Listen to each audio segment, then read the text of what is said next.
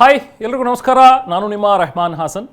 ನೀವೆಲ್ಲರೂ ನಮ್ಮ ಭಾರತೀಯ ಲಿವಿಂಗ್ ಲೆಜೆಂಡ್ ಮಹೇಂದ್ರ ಸಿಂಗ್ ಧೋನಿ ಜೀವನಾಧಾರಿತ ಒಂದು ಸಿನಿಮಾ ಏನು ಬಂತಲ್ಲ, MS ಧೋನಿ ಅನ್ ಅನ್ಟೋಲ್ಡ್ ಸ್ಟೋರಿ ಅಂತೇಳಿ ಆ ಸಿನಿಮಾ ನೋಡಿರ್ತೀರಾ. ಸೊ ಅದರಲ್ಲಿ ಮಹೇಂದ್ರ ಸಿಂಗ್ ಧೋನಿಯ ಕೋಚ್ ಪಾತ್ರ, ಅಂದರೆ ಆರಂಭದಲ್ಲಿ ಮಹೇಂದ್ರ ಸಿಂಗ್ ಧೋನಿ ಸ್ಕೂಲ್ನಲ್ಲಿ ಇದ್ದಾಗ ಅವರು ಫುಟ್ಬಾಲ್ ಆಡ್ತಾ ಇರ್ತಾರೆ. ಅದಾದ ನಂತರ ಅವ್ರನ್ನ ಕರೆದು ನೀನು ಫುಟ್ಬಾಲ್ ಆಡಬೇಡ, ಕ್ರಿಕೆಟರ್ ಆಡು, ಕ್ರಿಕೆಟ್ ಆಡು ಅಂತ ಹೇಳುವಂತಹ ಒಬ್ಬ ಕೋಚ್. ಸೊ ಅಂದರೆ ಆರಂಭದ ದಿನಗಳಲ್ಲಿ ಮಹೇಂದ್ರ ಸಿಂಗ್ ಧೋನಿ ಅವರನ್ನ ಕ್ರಿಕೆಟರ್ ಆಗಿ ರೂಪುಗೊಳಿಸಿದಂಥ ಒಬ್ಬ ಕೋಚ್. ಆ ಕೋಚ್ನ ಪಾತ್ರ ಮಾಡಿದಂಥ ಒಬ್ಬ ವ್ಯಕ್ತಿ ಸಹಜವಾಗಿ ನಿಮಗೆ ನೆನಪಿದ್ದೇ ಇರ್ತಾರೆ. ಸೊ ಅವರೇ ರಾಜೇಶ್ ಶರ್ಮಾ. ಯಾಕೆ ಇವತ್ತು ಅವರ ವಿಚಾರವನ್ನು ಹೇಳ್ತಾ ಇದ್ದೀನಿ ಅಂತ ಹೇಳಿದ್ರೆ, ಈ ಧೋನಿಯ ಕೋಚ್ ಏನಿದ್ರಲ್ಲ ಅವರಿಗೆ ಈಗ ಅನಾರೋಗ್ಯ ಕಾಡ್ತಾ ಇದೆ. ಸಾವು ಬದುಕಿನ ನಡುವೆ ಅವರು ಹೋರಾಡ್ತಾ ಇದ್ದಾರೆ. ಹಾಗಂತ MS ಧೋನಿ ಅವರ ನಿಜವಾದ ಕೋಚ್ ಏನಲ್ಲ ಅವರು.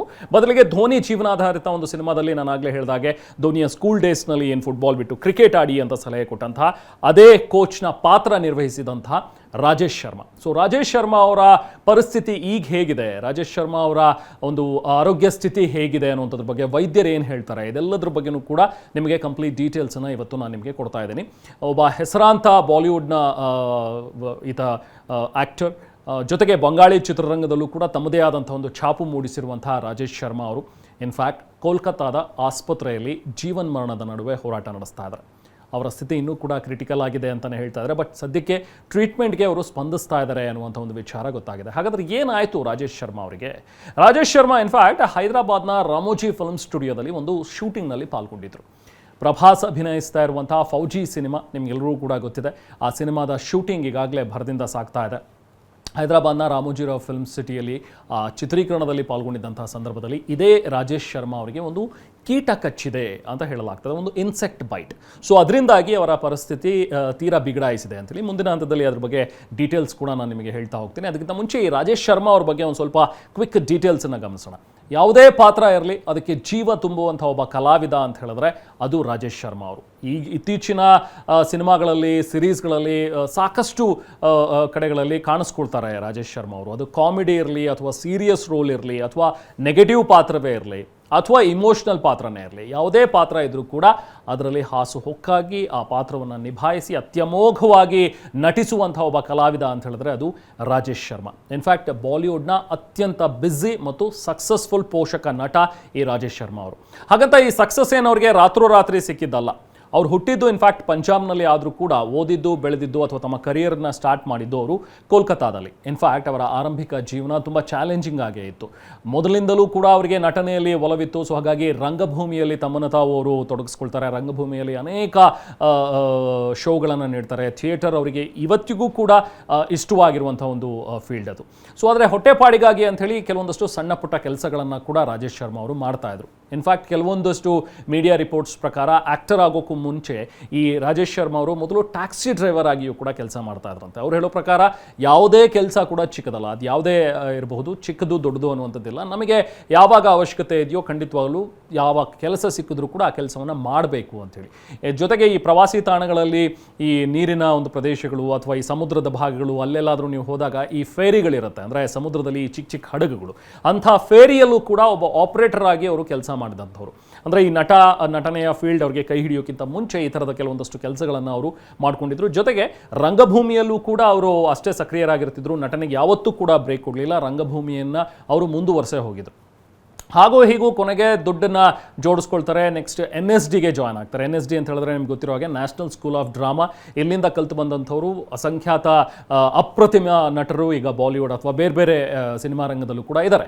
ಸೊ ಅಲ್ಲಿ ಸಿನಿಮಾ ರಂಗದ ಒಂದು ಫಾರ್ಮಲ್ ಕಲಿಕೆ ಇದೆಲ್ಲವನ್ನೂ ಕೂಡ ಅಭ್ಯಾಸ ಮಾಡಿದ್ರು ರಾಜೇಶ್ ಶರ್ಮಾ ಅವರು. ಅದಾದ ನಂತರ ಅವರಿಗೆ ಮೊದಲ ಬ್ರೇಕ್ ಸಿಕ್ಕಿದ್ದು 1996ರಲ್ಲಿ ಬಾಲಿವುಡ್ನ ಫೇಮಸ್ ಪರ್ಸನಾಲಿಟಿ ಆಗಿರುವಂಥ ಗುಲ್ಜಾರ್ ಸಾಬ್ ಅವರು. ಗುಲ್ಜಾರ್ ಅವರ ಒಂದು ಸಿನಿಮಾದಲ್ಲಿ ಅವರಿಗೆ ಮೊದಲ ಅವಕಾಶ ಸಿಗುತ್ತೆ. ಮಾಚಿಸ್ ಅನ್ನುವಂಥ ಒಂದು ಸಿನಿಮಾದಲ್ಲಿ ಚಿಕ್ಕ ಪಾತ್ರದಲ್ಲಿ ರಾಜೇಶ್ ಶರ್ಮಾ ಅವರು ನಟಿಸಿದರು. ಆದರೆ ಅವರ ನಟನೆ ತುಂಬಾ ಅದ್ಭುತವಾಗಿತ್ತು, ನೋ ಡೌಟ್. ಬಟ್ ಚಿಕ್ಕ ಪಾತ್ರ ಆದರೂ ಕೂಡ ಒಂದು ನೆನಪಲ್ಲಿ ಉಳಿಯುವಂಥ ಪಾತ್ರ ಆದರೂ ಕೂಡ ಅವರಿಗೆ ಹೆಚ್ಚು ಫೇಮ್ ಸಿಗಲಿಲ್ಲ ಅಥವಾ ಮುಂಬೈನಲ್ಲಿ ಅವರಿಗೆ ಹೆಚ್ಚು ಕೆಲಸ ಮತ್ತು ಅವಕಾಶಗಳು ಕೂಡ ರಾಜೇಶ್ ಶರ್ಮಾ ಅವ್ರಿಗೆ ಸಿಗಲಿಲ್ಲ. ಸೊ ಹಾಗಾಗಿ ಮುಂಬೈನಲ್ಲಿ ಸ್ವಲ್ಪ ದಿನ ಇದ್ಕೊಂಡು ನೆಕ್ಸ್ಟ್ ಇಲ್ಲಿ ಆಗೋದಿಲ್ಲ ಅಂಥೇಳಿ ಇಲ್ಲಿಂದ ಮತ್ತೆ ವಾಪಸ್ ಅವರು ಕೋಲ್ಕತ್ತಾಗೆ ಶಿಫ್ಟ್ ಆಗ್ತಾರೆ. ಯಾಕಂದರೆ ಅಲ್ಲಿಂದ ಜೀವನ ನಿರ್ವಹಣೆ ಕೂಡ ಕಷ್ಟ ಆಗಿತ್ತು, ಆರ್ಥಿಕ ಸಂಕಷ್ಟ ಕೂಡ ಎದುರಾಗಿತ್ತು ಅವ್ರಿಗೆ. ಸೊ ಹಾಗಾಗಿ ಮತ್ತೇನಾದರೂ ಒಂದು ಕೆಲಸ ಮಾಡೋಣ ಅಂಥೇಳಿ ಅವರು ಮತ್ತೆ ವಾಪಸ್ ಕೋಲ್ಕತ್ತಾಗೆ ಹೋಗ್ತಾರೆ. ಆದರೆ ಅಲ್ಲಿ ಬಂಗಾಳಿ ಸಿನಿಮಾಗಳು ಮತ್ತು ಥಿಯೇಟರ್ನಲ್ಲಿ ಹೆಚ್ಚು ಸಕ್ರಿಯರಾಗ್ತಾರೆ. ನಿಧಾನವಾಗಿ ಯಶಸ್ಸು ಅವರನ್ನು ಕೈ ಹಿಡಿಯುತ್ತೆ, ಯಶಸ್ಸು ಪಡಿತಾ ಹೋಗ್ತಾರೆ. ಅದಾದಮೇಲೆ ಮತ್ತೆ ಬಾಲಿವುಡ್ನಿಂದ ಅವರಿಗೆ ಕರೆ ಬರುತ್ತೆ, ಮತ್ತೆ ಬಾಲಿವುಡ್ಗೆ ಎಂಟ್ರಿ ಮಾಡ್ತಾರೆ. ಸೊ ಆರಂಭದಲ್ಲಿ ಕೆಲವೊಂದಷ್ಟು ಬಿ ಗ್ರೇಡ್ ಸಿನಿಮಾಗಳಲ್ಲೂ ಕೂಡ ನಟಿಸಿದ್ರು ಇನ್ಫ್ಯಾಕ್ಟ್ ರಾಜೇಶ್ ಶರ್ಮಾ ಅವರು. ಅದಾದ ನಂತರ ಹಲವು ಸಿನಿಮಾಗಳಲ್ಲಿ ಮನೋಜ್ಞ ಅಭಿನಯದಿಂದ ಗಮನ ಸೆಳೆದ್ರು. ಅವರ ಕೆಲವೊಂದಷ್ಟು ಇಂಪಾರ್ಟೆಂಟ್ ಸಿನಿಮಾಗಳು ಅನ್ನುವಂಥದ್ದನ್ನು ನಾವು ಹೆಸರಿಸೋದಾದರೆ ಖೋಸ್ಲಾ ಕಾ ಘೋನ್ಸ್ಲಾ ನಿಮಗೆ ನೆನಪಿರ್ಬೋದು, ಒಂದು ಕಾಮಿಡಿ ಸಿನಿಮಾ. ಜೊತೆಗೆ the dirty picture, Silk Smitha ಅವರ ಜೀವನ ಆಧಾರಿತ ಸಿನಿಮಾ ಅಂತಲೇ ಹೇಳಲಾಗುವಂಥ ದ ಡರ್ಟಿ ಪಿಕ್ಚರ್ ಸಿನಿಮಾ.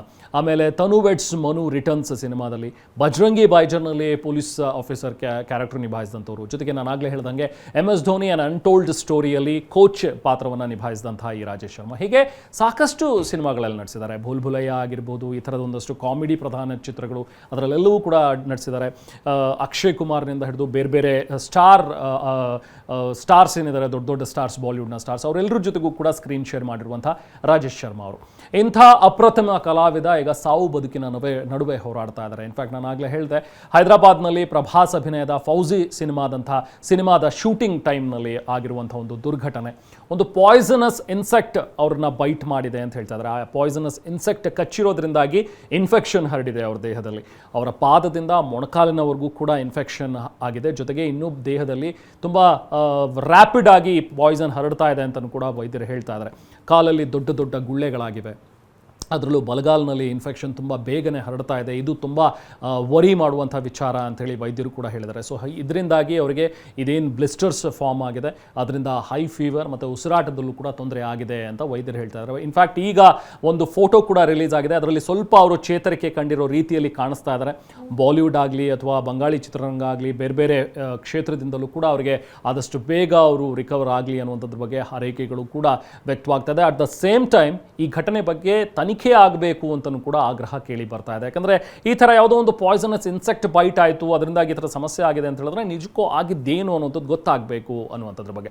ನಿಮಗೆ ನೆನಪಿರ್ಬೋದು, ಬಾಲಿವುಡ್ನ ಕರಿಷ್ಮಾ ಕಪೂರ್ ಅವರ ಮೊದಲ ಪತಿ, ಅವ್ರಿಗೂ ಕೂಡ ಒಂದು ಜೇನುನೊಣ ಅವರ ಗಂಟಲಲ್ಲಿ ಬೈಟ್ ಆಯಿತು, ಅದನ್ನು ಕಚ್ಚಿತು, ಅದರಿಂದಾಗಿ ಅವ್ರು ಸಾವನ್ನಪ್ಪಿದ್ರು ಅನ್ನುವಂಥದ್ರ ಬಗ್ಗೆಯೂ ಕೂಡ ರಿಪೋರ್ಟ್ ಆಗಿತ್ತು. ಸೊ ಹೀಗೆ ಒಂದು ಇನ್ಸೆಕ್ಟ್ ಬೈಟ್ನಿಂದ ಈ ಥರದ್ದಾಗಿದೆ ಅಂದರೆ ಏನಿರ್ಬೋದು ಆ ಇನ್ಸೆಕ್ಟ್, ಅಲ್ಲಿ ಯಾಕೆ ಈ ಥರದೊಂದು ಇನ್ಸೆಕ್ಟ್ಸ್ ಇವೆ, ಇದೆಲ್ಲದ್ರ ಬಗ್ಗೆಯೂ ಕೂಡ ತನಿಖೆ ಆಗಬೇಕು ಅನ್ನೋಂಥದ್ರ ಬಗ್ಗೆ ಆಗ್ರಹಗಳು ಕೇಳಿ ಬರ್ತಾ ಇವೆ. ಇನ್ನು ರಾಜೇಶ್ ಶರ್ಮಾ ಅವರ ಪರ್ಸನಲ್ ಲೈಫ್ ಬಗ್ಗೆ ಹೇಳೋದಾದರೆ, ರಾಜೇಶ್ ಶರ್ಮಾ ಅವರಿಗೆ ಇಬ್ಬರು ಪತ್ನಿಯರು. ಮೊದಲ ಪತ್ನಿ ಬಂಗಾಳಿ ಆಕ್ಟ್ರೆಸ್ ಸುದೀಪ್ತಾ ಚಕ್ರವರ್ತಿ. ಇನ್ಫ್ಯಾಕ್ಟ್ 2009ರಲ್ಲಿ ಅವ್ರ ಜೊತೆಗೆ ವಿಚ್ಛೇದನ ಪಡೆದ್ರು. ಅದಾದ ನಂತರ 2011ರಲ್ಲಿ ಎರಡನೇ ಮದುವೆ ಕೂಡ ಆದರು, ಸಂಗೀತಾ ಶರ್ಮಾ ಅಂತೇಳಿ. ಅವರು ಬಾಲಿವುಡ್ನ ಈ ಫೇಮ್ನಿಂದ, ಈ ಲೈಮ್ ಲೈಟ್ನಿಂದ ಸ್ವಲ್ಪ ದೂರನೇ ಇರ್ತಾರೆ.